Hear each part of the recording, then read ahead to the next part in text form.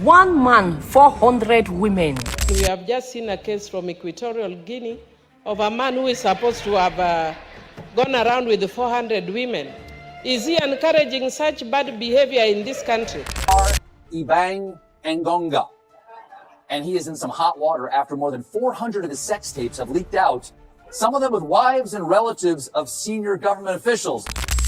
Before November 2024, Equatorial Guinea rarely made international headlines. But one man, Baltasar Engonga, single-handedly catapulted this quiet Central African nation into the global spotlight. Not for achievements, but for a scandal that shook the whole world. Baltasar. We need to get Baltasar a African robot. Yeah. African Diddy. Baltasar is definitely an African Diddy cloud baby. Bro, it is insane. Bro, so this dude was down all the women that was in that country, son. You had it on tape? Had it on tape. On a CD. On CDs. On CDs. Dubbed the PDD of Africa, Baltasar became the internet's obsession when over 400 explicit videos of him surfaced, sparking an online frenzy. The tapes revealed Baltasar, the head of the National Agency of Financial Investigation, in compromising situations with multiple women.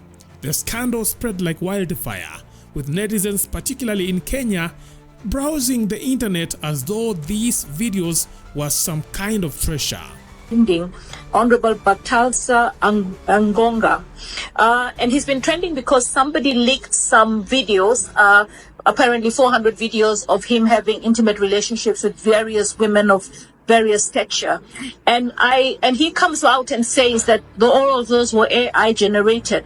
And I look at human rights and people's rights, and I feel that the new with the AI coming in, what is the commission doing to ensure that they safeguard people's rights? Because here a lot of rights are going to be affected if we don't have a way to deal with AI in our legislation.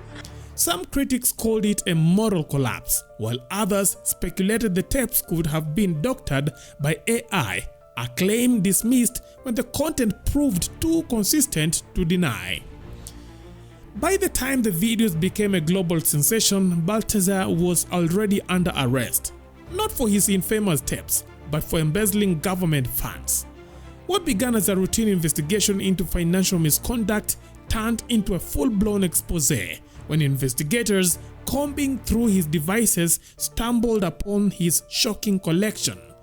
The videos captured encounters with women of all backgrounds, married, single, young, old, even pregnant.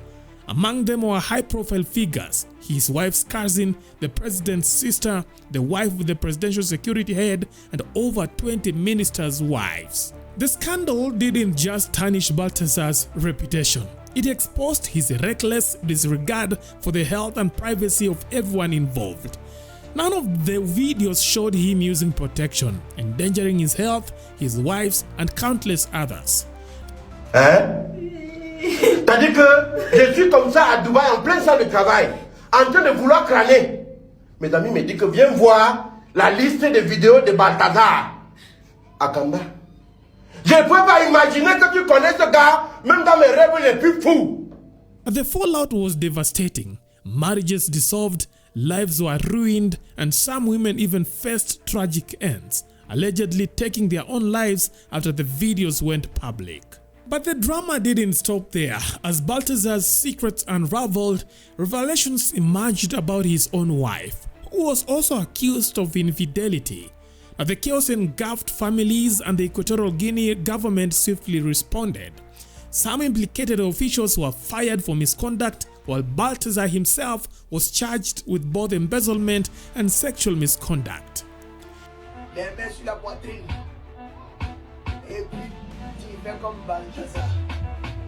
His actions sparked outrage and ridicule, inspiring memes, viral songs, and even dance moves mimicking his infamous tapes. Baltasar became a symbol of shame, a cautionary tale of power gone wrong. But how did someone so privileged fall so far? Let's find out.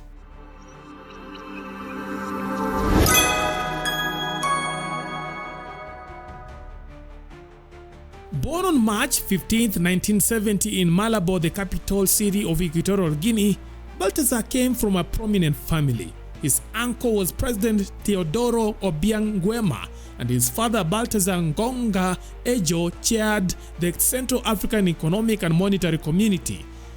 Baltasar Ebang Engonga grew up surrounded by privilege and power, exposing young Baltasar to an opulent lifestyle that few could imagine. Inspired by his family's prominence in politics and economics, he developed a sharp interest in governance and finance. His ambitions led him to the University of Malabo, where he pursued economics and finance, preparing for a career in public service. Baltasar's rise was swift. With his keen expertise, he climbed the ranks in the financial sector, eventually landing the prestigious position of Director General of the National Financial Investigation Agency. At ANIF, he spearheaded initiatives aimed at modernizing financial monitoring systems and combating corruption. His work promised transparency and integrity in Equatorial Guinea's financial systems. But as the old saying goes, more money, more problems. For Baltasar, the higher he climbed, the darker his secrets became. So, see my dear, if you're not strong, don't go and watch those videos because you'll be carried away. I won't even lie, I was almost carried away. But thank God I'm a Christian. Thank God I have the backing of God, so I was not carried away. That man, the man is massive and the man is good. Like, I just feel pity for his wife because how is she going to handle this whole thing? Seeing her husband sleeping with different women without protection. Like, it's so sad. And now, another thing I noticed is the women, they were all enjoying this man. This is to show lots of married men out there that they don't handle their wives very well. It all started with whispers about his extravagant lifestyle. Social media was awash with Baltasar's flaunting luxury cars, expensive vacation and designer outfits. But questions soon arose. How could he afford such extravagance on a public servant's salary? The whispers grew louder and investigators began digging. On October 25th, 2024, Baltasar's world unraveled. Detectives pounced, accusing him of embezzling over $1.2 million, allegedly hidden in secret Cayman Islands accounts. Baltasar may have thought his family ties to Equatorial Guinea's ruling elite would shield him, but the investigators meant business. He was arrested and jailed while authorities meticulously combed through his life. His office, home, phones, laptops, nothing was off limits. The investigation aimed to trace the missing funds and uncover the truth behind his lavish lifestyle. What detectives found, however, was far beyond what anyone could have imagined. As investigators searched Baltasar's computer, they stumbled upon an innocuous-looking folder. But when they opened it, they uncovered a trove of over 400 explicit videos that exposed a hidden and shocking side of Baltasar's life. The tapes revealed him engaging in intimate encounters with numerous women from all walks of life: young, old, single, married, and even pregnant women. These weren't just fleeting trysts. Baltasar had recorded every encounter, with the women often complicit in the filming. The list of women was so scandalous as it was extensive. The wife of the Director of Presidential Security, the Attorney General's wives, the daughter of Director General of Police, his pastor's brother's wife, his godfather's wife, his sentry's wife, his bodyguard's wife, 15 of his younger sister's friends, his pastor's wife, the wives of several government ministers, his own brother's wife, and his uncle's pregnant wife. The videos documented encounters in a variety of settings: luxury hotels, public bathrooms, forests, his office, and other unimaginable locations. Baltasar's audacity knew no bounds. He not only indulged in these acts but also recklessly recorded them without regard of the consequences. At the height of this explosive saga, Baltasar Engonga sat behind bars, unaware that his world was about to crumble even further.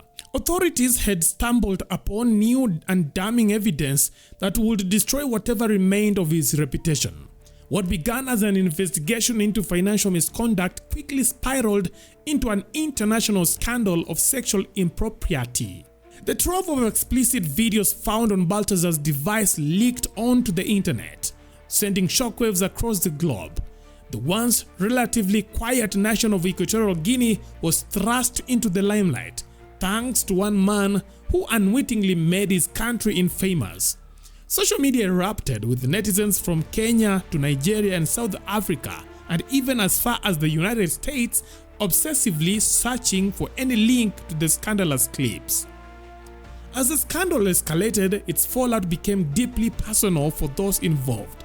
The women caught on the tapes faced devastating consequences, some confronted by furious husbands, leading to immediate divorces. Others succumbed to depression and tragically ended their lives. Baltasar's wife reportedly collapsed upon discovering her husband's indiscretions, a stark reflection of the emotional toll the scandal exerted on his family. The debacle reached far beyond Africa, making its way to the Late Show with Stephen Colbert, where the late-night host brought Baltasar's story to the attention of a global audience. Equatorial Guinea was suddenly the subject of international fascination, but for all the wrong reason. I don't even know what to say, because I can't remember the last time I saw that kind of video. It's not like I'm a saint, but I've been so occupied. Okay. Now, there's the good and the bad side of this whole thing. The good side is the man doesn't sleep on minors. He took his time to select mature women. You know, is it even a good thing? It's not a good thing, but for the fact that he didn't sleep with minors, okay, it's kind of a plus. You know, and the bad side is he's married and cheating on his wife with numerous women and without protection. And another thing I want to ask, these women, why did they allow the man to record them? Like, why? Were they jazzed? Because I don't understand. You have to put a gun in my head to record me. You have to, except at gunpoint. But it looked like they were not under duress, that they were just allowing themselves to be recorded. Things are happening in this world, though. Things are happening. You go think, say, in Nigeria, they learn, though, for where some people they. Nigerian men, they learn. Like, this man has children, has a wife, and did all that with a pregnant woman too. Like, this man, do you even have conscience? Unable to ignore the growing firestorm, Vice President Teodoro Obiang Mangue stepped in. On October 30th, he ordered the telecom companies to devise a solution within 24 hours to stop the viral spread of Baltasar's explicit clips. We cannot continue to watch families fall apart without taking actions, he declared on his Twitter account. At the same time, he announced an investigation into the origin of the leaks, vowing that those responsible would face justice. In a bid to restore order and perhaps bolster his own image, Mangue called for the installation of CCTV cameras in government offices to deter indecent and illicit acts. While some viewed this as a moral crackdown, others saw it as a calculated move to project authority and build his own controversial reputation. Suspicion soon fell on someone within the security forces, who likely leaked the videos to tarnish Baltasar's reputation, ahead of his trial, that is. As police encouraged women in the tapes to come forward, one brave individual announced her intent to sue Baltasar for the non-consensual sharing of intimate images. This scandal has become more than a personal catastrophe for Baltasar's Engonga. It is a cautionary tale of power, betrayal, and the far-reaching consequences of unchecked action. As the investigation continues, the ripple effects of this saga will undoubtedly be felt for years to come.